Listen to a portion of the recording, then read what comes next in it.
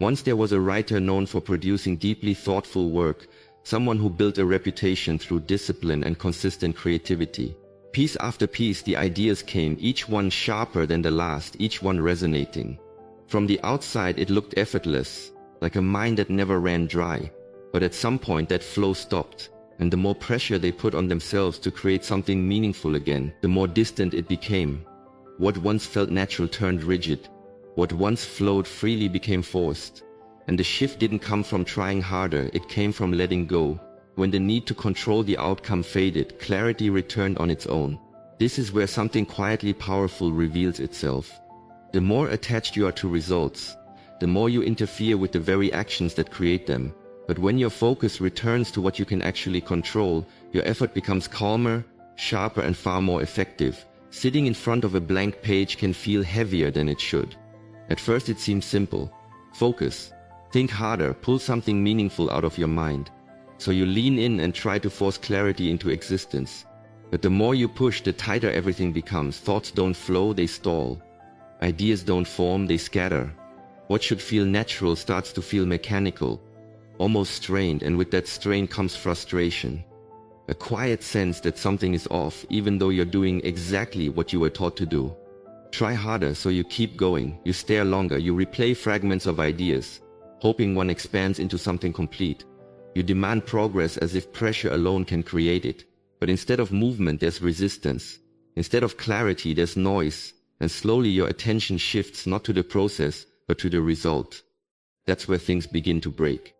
Because now every second without progress feels like failure. Every pause feels like proof that something isn't working, and then something changes. Not because you solved it, but because you stopped forcing it. You step away, you loosen your grip. And in that distance, something unexpected happens. The idea returns quietly, without pressure, almost as if it had been waiting for you to get out of the way. That's when a different kind of understanding begins to form. The problem was never a lack of effort. It was the way that effort was being used. There's a difference between effort that supports action and effort that suffocates it. When you try to control every step, you narrow your awareness. You force something that doesn't respond well to force. Thought, creativity, insight. These things don't speed up because you demand more from them. They slow down, they retreat, they wait until the pressure disappears. This pattern doesn't stay confined to writing, it shows up everywhere. The more you try to force a specific outcome, the more unnatural your actions become. You hesitate where you shouldn't, you overcorrect, you start calculating instead of responding, and that calculation breaks your rhythm. Instead of moving forward, you pause, you question, you second guess. What once felt automatic becomes effortful. And that effort creates friction, not in the world around you, but within you. This is where the Stoic perspective becomes clear. You can act, you can prepare, you can focus. But the outcome itself is not yours to control. And the moment you try to control it directly, you create tension, because now you're reaching beyond what actually belongs to you. That tension doesn't always feel like tension. Sometimes it feels like responsibility, like you're doing everything you can to make things work. But underneath it, there's pressure, a constant need for something to happen. And that need distorts your actions. The blank page becomes more than a page. A conversation becomes more than a conversation. Everything turns into a test, something to prove, something to secure. And once that happens, the process begins to collapse because you're no longer engaged with what you're doing. You're engaged with what you want it to lead to. And that shift, even if it's subtle, is enough to disrupt everything. There's a quiet principle behind all of this. The more you try to control what isn't yours, the less effective you become in what is. But when that attachment loosens, something else takes its place, a steady focus. You're still acting, still moving, but there's less tension behind it. You're not constantly checking for results. You're not measuring every step.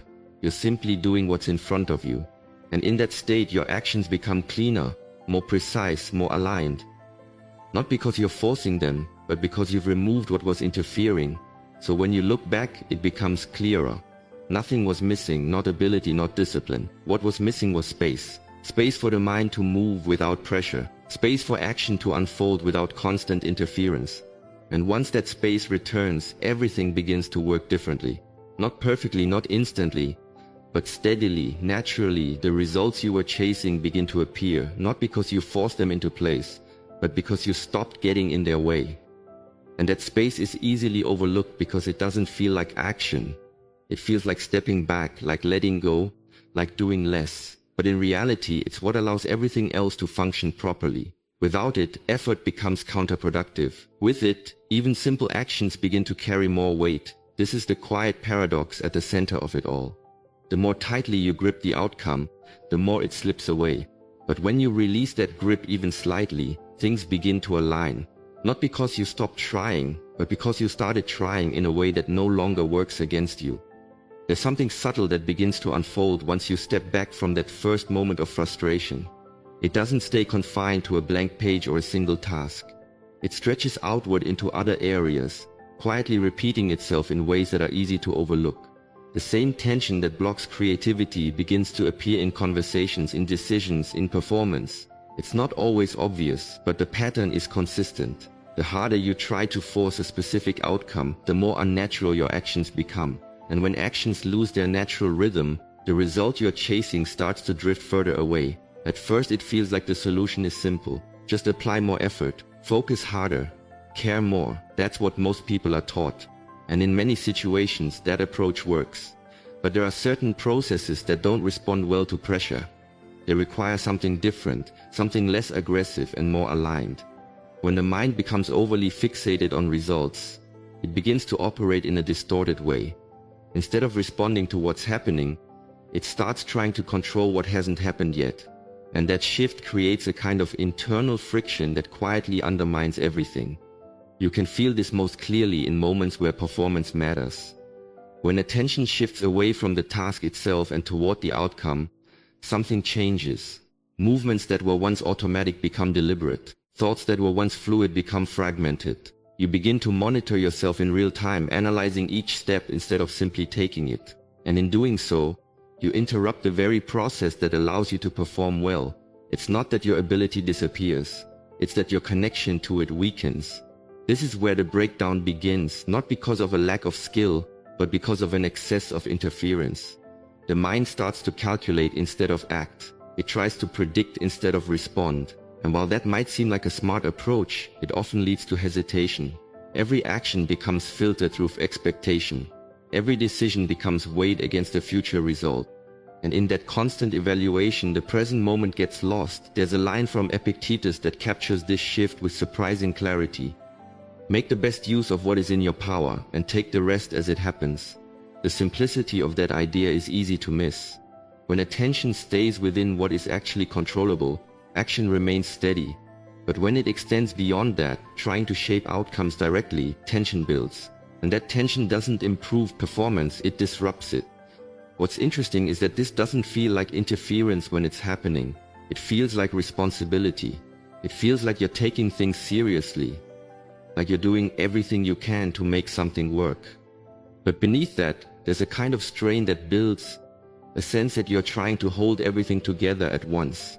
And the more you try to maintain that control, the more unstable it becomes. There's a natural rhythm to effective action. It doesn't mean things are easy, and it doesn't mean there's no effort involved.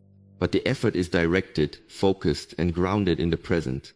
When that rhythm is intact, actions follow one another without hesitation. There's no need to constantly check, adjust, and reassess every step. The process carries itself forward. But when the mind becomes attached to the outcome, that rhythm is interrupted. Instead of moving forward, you pause, you reconsider.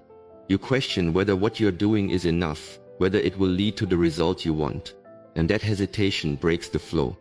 It introduces gaps where there shouldn't be any. It replaces momentum with uncertainty. Over time, this creates a cycle. The more you interfere, the less effective your actions become. The less effective your actions become, the more you feel the need to interfere. And without realizing it, you end up working against yourself, not because you lack discipline or effort, but because the effort is being applied in a way that disrupts the process. This is where awareness starts to matter.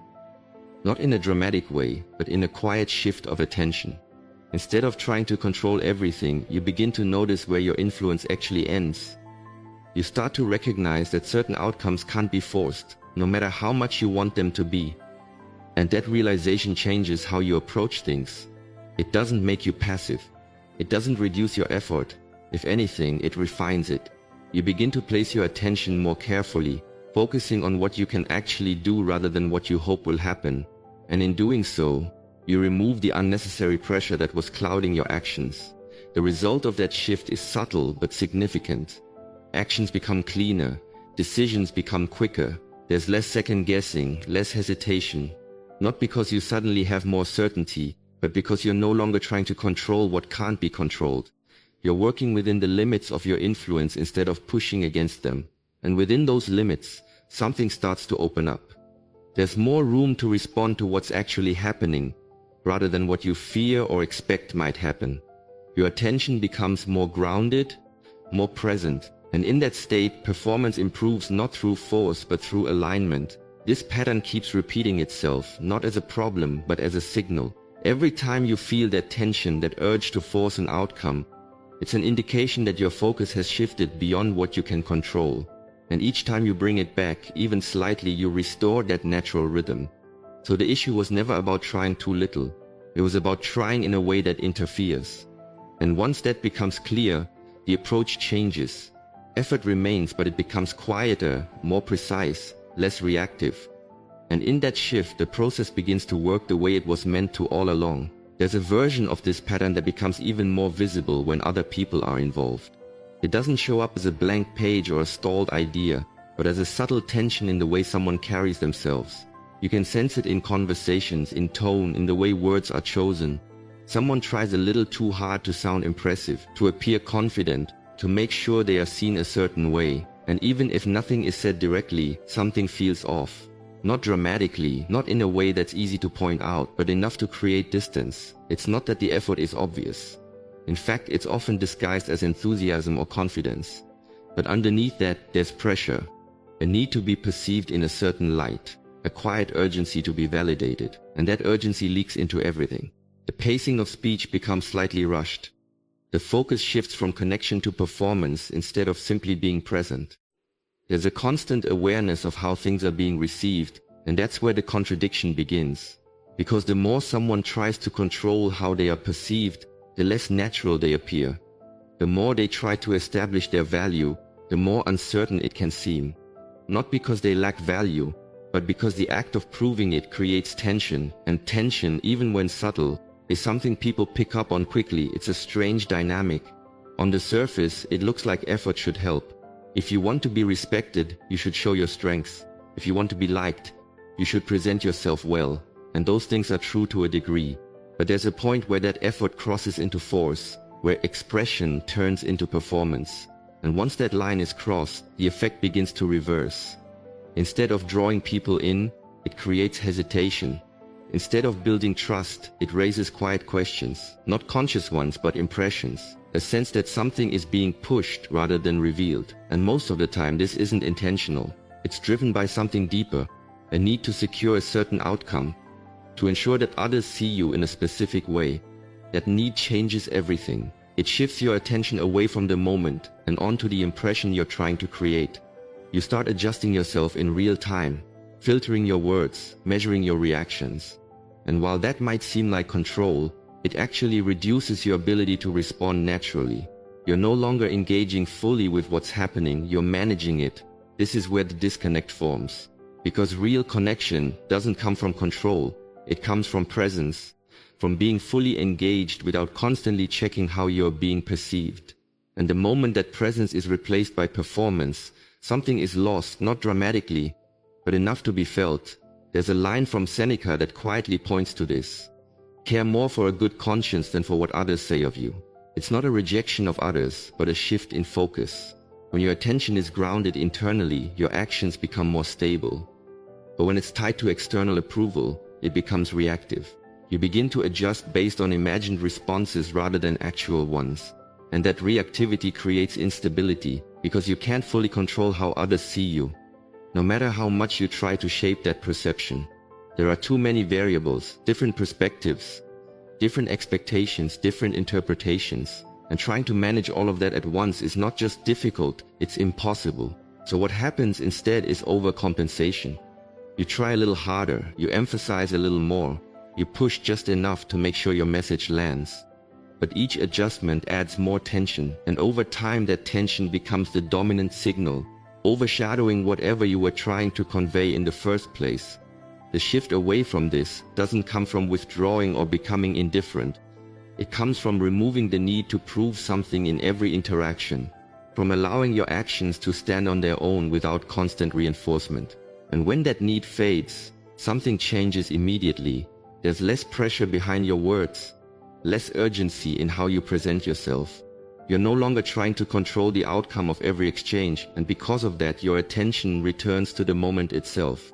You listen more clearly, you respond more directly. There's less filtering, less hesitation. And that creates a different kind of presence, one that doesn't need to announce itself. It's steady, grounded, and noticeably more authentic. Not because you're trying to appear that way, but because you're no longer trying to appear as anything at all. People tend to respond to that without needing to understand why. There's a sense of ease in it, a lack of pressure that makes interaction feel more natural. And ironically, the very things that were being forced before, respect, interest, connection, begin to emerge without being pushed. This doesn't mean effort disappears, it just changes direction. Instead of being used to shape perception, it's used to stay present, to remain grounded in what you're actually doing rather than what you hope it will lead to. And in that shift, the entire dynamic transforms. What was once controlled becomes responsive. What was once forced becomes fluid. And the need to constantly manage how you are seen begins to dissolve, not because it was suppressed, but because it's no longer necessary. So when nothing needs to be proven, there's nothing left to defend, no image to maintain, no impression to secure. And in that absence, something stronger takes its place, a quiet confidence that isn't dependent on how it's received. And that confidence doesn't come from trying harder, it comes from letting go of the need to try in that way at all. There's another layer to this that doesn't involve other people at all. It happens quietly, entirely within your own mind. And because of that, it's even harder to notice. You sit with a thought you don't want, maybe worry, maybe doubt, maybe something uncomfortable that keeps returning. And your first instinct is to get rid of it. You try to push it away, distract yourself, replace it with something better. But instead of disappearing, it lingers, it repeats, it becomes sharper, more persistent, almost as if your resistance is feeding it. This is where effort begins to turn against itself. Not because effort is inherently wrong, but because it's being applied in a way that creates friction. You're trying to move in one direction while simultaneously holding on to the very thing you want to leave behind. And that creates tension. The mind becomes divided, one part pushing, the other holding, and in that conflict nothing resolves. There's a quiet observation from Carl Jung that captures this. What you resist persists. It doesn't mean thoughts are permanent or that you have no influence over them. It means resistance itself becomes part of what sustains them. When you push against something internally, you create psychological pressure that keeps it in place. But when you stop trying to force a thought away, something changes. The tension around it begins to dissolve. And without that tension, the thought has less to hold on to. It doesn't disappear instantly, but it begins to lose intensity. It becomes just another part of awareness rather than something that dominates it. And that shift, while subtle, is important because it breaks the cycle of control and reaction. The Stoics approached this from a similar angle. They focused on what is within your control and what is not. Thoughts often arise without permission. You don't choose their first appearance, but you do choose how you engage with them. And that's where the real leverage is. Not in preventing thoughts, but in not attaching to them unnecessarily. When you stop treating every thought as something that needs to be fixed or removed, you create space. And in that space, the mind begins to settle on its own. It doesn't feel like control. It feels like stepping back, like doing less. And at first that can be uncomfortable. But over time, it becomes clear that this kind of restraint is more effective than force. The mind starts to move more freely. Thoughts come and go without being held in place. There's less urgency to react, less pressure to resolve everything instantly. And in that quieter state, clarity begins to return. The lesson was never about becoming emotionless, passive, or detached from life. It was about understanding the difference between control and interference. So much of human suffering comes from trying to force outcomes, force clarity, force validation, force peace. But the harder you push against life, against thoughts, against uncertainty, the more resistance you create within yourself. Real strength begins when that struggle softens. When you stop measuring every moment by what it might lead to. When you stop treating every conversation, every decision, every thought as something that must be controlled perfectly. Because life does not respond well to desperation. The mind does not become clear through force. And confidence does not grow from constantly trying to prove yourself. What changes everything is learning to return your attention to what is actually yours. Your actions, your effort, your presence, and your response to this moment. Nothing more. The moment you stop reaching beyond that, tension begins to dissolve. Your mind becomes quieter. Your action becomes steadier. And the natural rhythm that pressure disrupted slowly returns. Then something unexpected happens. The creativity you chased begins to flow again. The confidence you tried to manufacture starts to appear naturally. The connection you wanted with others becomes effortless. Not because you controlled these things into existence, but because you stopped interfering with them. That is the paradox at the center of this entire speech. The more desperately you hold on to outcomes, the further they move away. But when you loosen your grip, focus on the process, and allow life room to unfold, things begin to align on their own. So the goal is not to force life into your hands. The goal is to act with clarity, move with presence, and let go of what was never fully yours to control in the first place. Because sometimes the most powerful transformation happens not when you try harder, but when you finally stop fighting against the natural flow of things.